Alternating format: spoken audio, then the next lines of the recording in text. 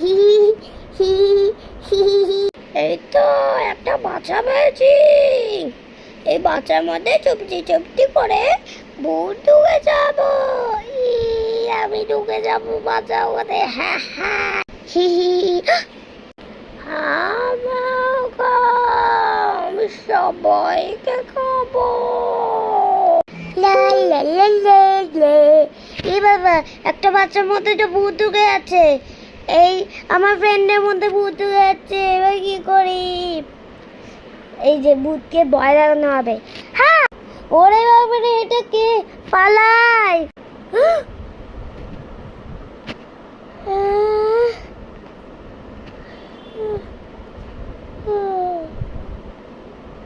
এই কি হলো তোমার?